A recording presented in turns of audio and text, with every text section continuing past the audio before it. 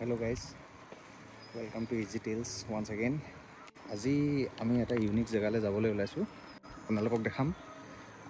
ভিডিঅ'টোৰ আগত চাই থাকক। এতিয়া বৰ্তমান চাইকেলত যাম এডোখৰ, আৰু লগৰকেইটা ৰখি আছে। তাৰপিছত আমি যাম সিহঁতৰ গাড়ীত।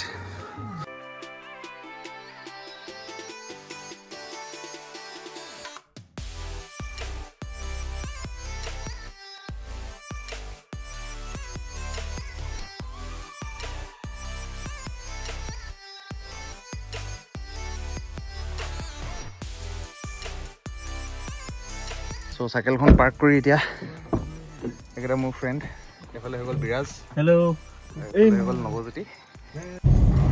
চ' গাইজ, এয়া হৈ গ'ল বিৰাজ দত্ত। আমি স্কুলৰ পৰা একদম সৰুৰ পৰা একেলগত এনেকৈ পঢ়া। দুলীয়াজান আহিলে তেওঁলোকক লগ কৰা হয়। তাৰ পিছফালে আৰু এজন ফ্ৰেণ্ড বহি আছে, এজন হৈ গ'ল নৱজ্যোতি শইকীয়া। তো আমি এই তিনিজনে মিলি এতিয়া বৰ্তমান এটা লাঞ্চ এটা কৰিবলৈ গৈ আছোঁ। লাঞ্চৰ ডেষ্টিনেশ্যনটো ইয়াৰ পৰা অলপ কিমানমান হ'ব, 15-20 কিলোমিটাৰ্ছমান হ'ব।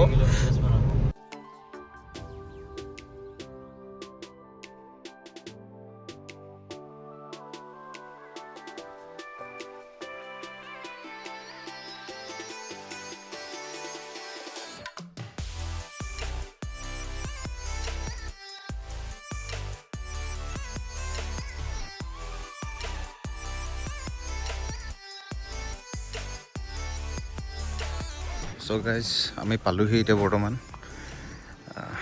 হেৰিখনলৈ, ডেষ্টিনেশ্যনটোত। এইখন ধাবাখনত আমি খাম এতিয়া।